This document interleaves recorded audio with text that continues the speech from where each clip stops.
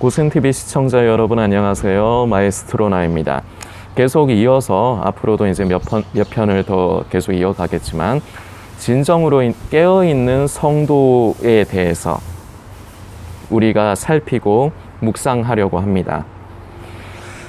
늘 고센TV를 통해서 말씀드리지만 우리는 진정으로 깨어있는 성도가 되어야 하지 깨어있다고 착각을 하면 안 됩니다.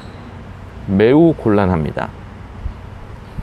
어떤 면에서는 진정으로 깨어있는 것이야말로 그러한 사람이야말로 성도라 할 수 있고 그리스도인이라 할 수 있습니다. 이 부분으로 생각하면 우리는 말로만이 아닌 혼자만의 착각이 아닌 진정한 그리스도인으로서 진정한 성도로서 우리는 자라가야 됩니다. 우리는 계속해서 예수님 만나 뵙는 날까지 믿음의 경주를 달려가야 됩니다. 말씀을 머리로만 아는 것은 의미가 없습니다. 말씀을 지식으로만 습득을 하면 회칠한 무덤과 같은 예수님께서 경계하라 하신 바리새인의 누룩, 바로 바리새인의 교훈, 이것이 결국은 바리새인이라는 사람들의 그 삶, 모습 자체를 말하는 것입니다. 바리새인의 누룩 교훈이 회칠한 무덤과 같은 이러한 바리새인이 우리는 되어서는 안 됩니다. 그러나 우리의 마음이 원치는 않지만 우리는 어느덧 그런 바리새인과 같은 삶을 사는 경우가 많습니다. 괜찮습니다. 그동안 그렇게 살았어도 괜찮습니다. 돌이키면 됩니다. 우리가 그 길을 떠나면 됩니다. 그래서 하나님께서 기뻐하시는 것을 우리가 바로 인지를 하고 그 길을 어렵지만 한 번에 뛰어가려 하지 마십시오.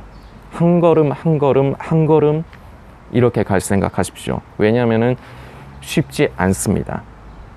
우리 인간은 기본적으로 육신의 정욕, 안목의 정욕, 이생의 자랑이 인간을 지배합니다. 모든 인간의 관심사는 여기에 포함이 되어 있습니다.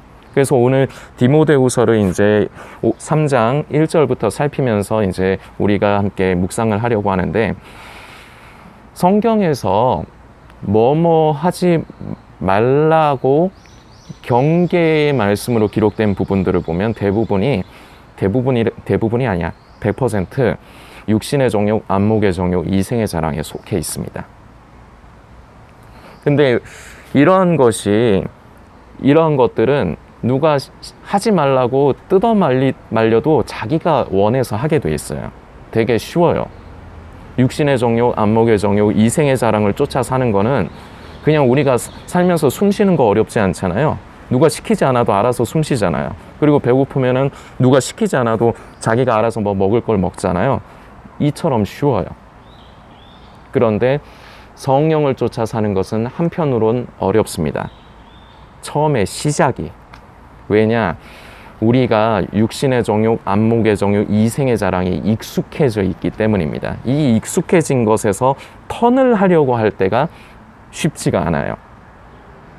그런데 이것이 턴이 되고 그쪽으로 어렵지만 한 발짝 가다 보면은 나중에는 더 쉽게, 예를 들어서 처음에는 걷기만 했는데 이게 익숙해지면은 조금 더 빨리 달릴 수가 있습니다. 그리고 이게 더 익숙해지면 더 빨리 달릴 수 있습니다. 전력 질주도 할 수 있습니다. 그래서 우리를 한편으로는 길들이고 다룰 줄을 알아야 됩니다. 육신의 소욕은 성령을 거스르게 돼 있고 성령의 소욕은 육신을 거스르게 돼 있습니다.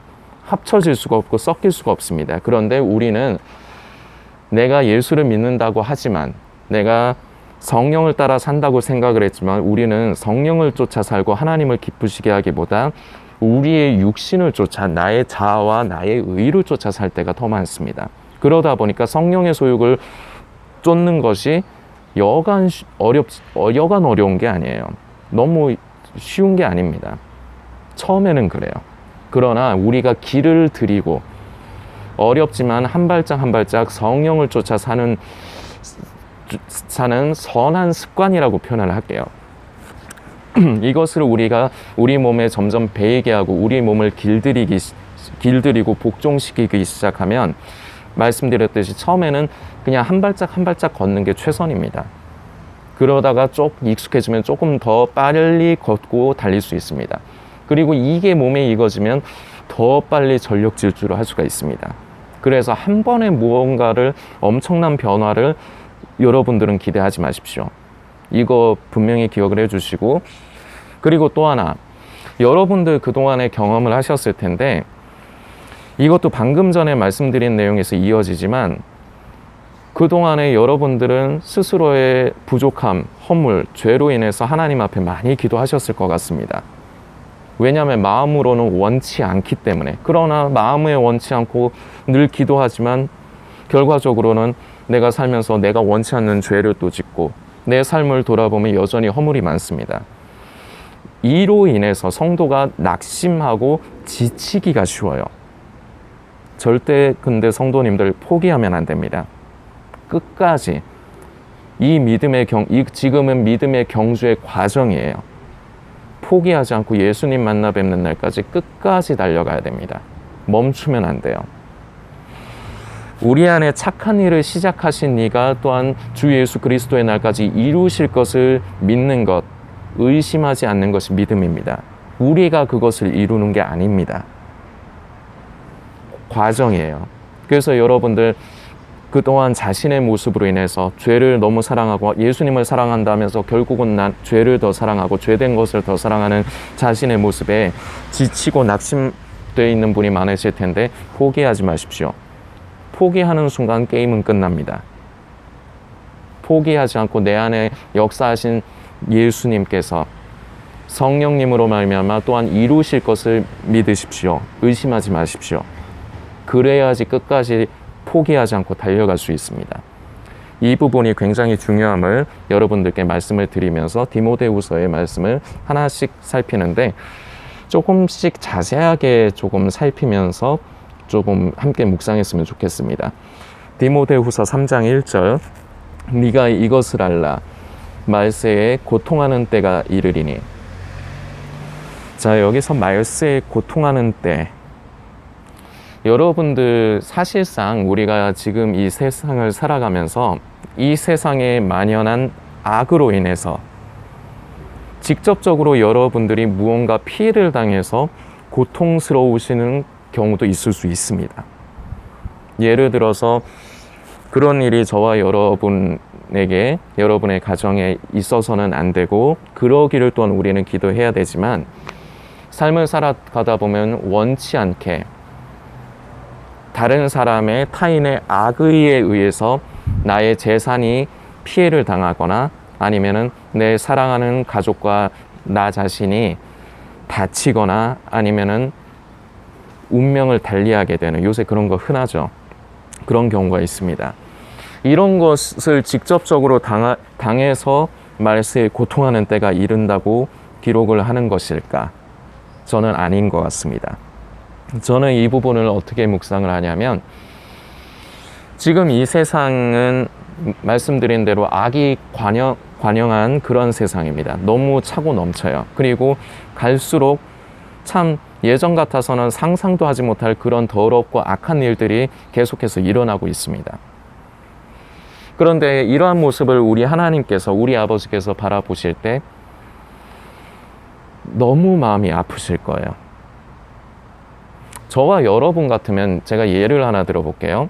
어떤 사람에게 참 마음으로 진심을 담아서 잘해줬습니다. 근데 그 사람이 배은망덕하게 반역을 일으킨다. 그럼 저와 여러분 같으면 어떨까요? 화가 침입니다. 불쌍하다고 생각하기보다 제가 저러면 안 되는데, 제가 은혜를 모르고 저런 식으로 하면은 자기 자신을 병들게 하는 건데, 이렇게 불쌍하게 생각하기보다 우리는 화를 냅니다. 저 배은망덕한 놈. 그래서 보복을 합니다. 이것이 기본적인 세상을 살아가는 사람들의 기본적인 모습이에요. 그런데 우리 아버지께서는 당신의 형상과 모양으로 당신의 생기를 불어넣어서 창조하신 우리 인간이 악한 길을 걸어가고 온갖 더럽고 악한 것을 추구하며 살아가는 이 모습을 보실 때 얼마나 마음이 아프실까? 안타까워하실까? 우리는 하나님을 아버지라 합니다. 우리는 하나님의 자녀라고 합니다. 자녀는 아버지를 닮게 되어 있습니다. 그리고 아버지와 마음이 합하게 되어 있습니다.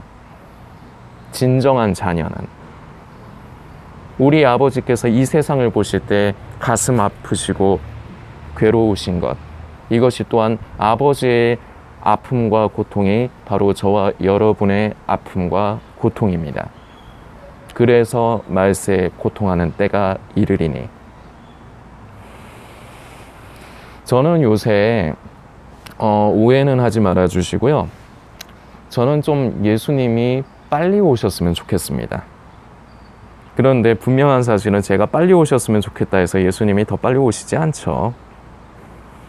아버지께서 정하신 때에 분명히 오실 것이지만, 근데 그것을 알지만 저는 요새 한 번씩 그동안의 삶을 살면서도 그런 적이 있지만 요새 또 특히나 좀 더 그렇습니다.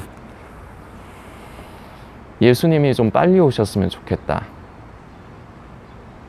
요새 참 여러 가지 우리의 마음을 아프게 하고 화가 나게 하는 소식들이 많이 들려옵니다.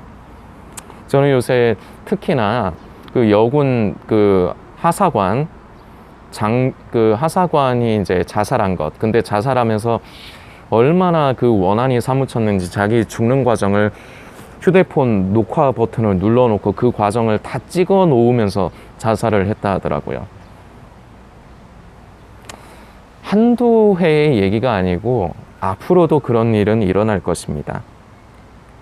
저는 근데 그걸 볼 때 너무 가슴이 아프더라고요. 아직 한 20대 중반? 아직 30이 안 된 것 같은데. 그리고 더 가슴 아픈 게 무슨 혼인신고를 한 날인가? 약혼식을 한 날인가? 그날 자살을 했다 그러더라고요. 앞으로의 그 미래가 얼마나 창창한데, 얼마나 원한이 사무쳤으면. 그런데 이것이 비단 이번의 일만이 아니라 그동안에도 그런 게 많았고, 더 가슴 아픈 것은 앞으로도 일어날 일인 것이기 때문에, 저는 지금 한 가지 예를 들었지만 세상에 얼마나 많은 부조리가 많고 얼마나 악하고 더러운 것이 많습니까? 이것이 결코 해결되지 않습니다. 예수님 오시기 전까지는. 그래서 이런 부분들을 볼 때마다 이건 아닌데, 주여, 이것이 하나님께서 당신의 기뻐하시는 뜻을 따라 창조하신 세상이 아닌데 예수님 오시옵소서. 예수님이 오시지 않으면 이 세상이 변화되지 않습니다. 예수님께서 오셔서 공의로 다스리시는 주와 그리스도의 나라가 되어야 이러한 악하고 더러운 것들이 사라지지, 그 전까지는 결코 사라질 수가 없습니다. 주님 어서 오시옵소서. 그러니까 이런 의미로 예수님 좀 빨리 오셨으면, 그러니까 여러분들도 그런 마음이 있으실 거라 생각합니다. 이처럼 우리는 고통스러운 그런 세상을 살아가고 있습니다. 이 세상 가운데서 우리는 우리 자신을 스스로를 잘 지키고 보존해야 됩니다. 우리가 성도됨을, 그리스도인임을 잃지 않도록, 우리의 정체성이 흩어지고 옅어지지 않도록 우리 자신을 더욱더 지켜야 됩니다. 그러면서 때와 시기가 아니라 예수님 만나 뵐 날을 고대합니다. 주님, 내가 순결한 신부로서 신랑 되신 예수님을 만나 뵙는 그러한 순결한 신부로서 준비되어 가도록 성령님 나를 도와주시고 이끌어 주옵소서. 이것이 저와 성도님들 모든 분의 소망이 되어야 할 것입니다. 다음 편에 계속해서 이어가겠습니다.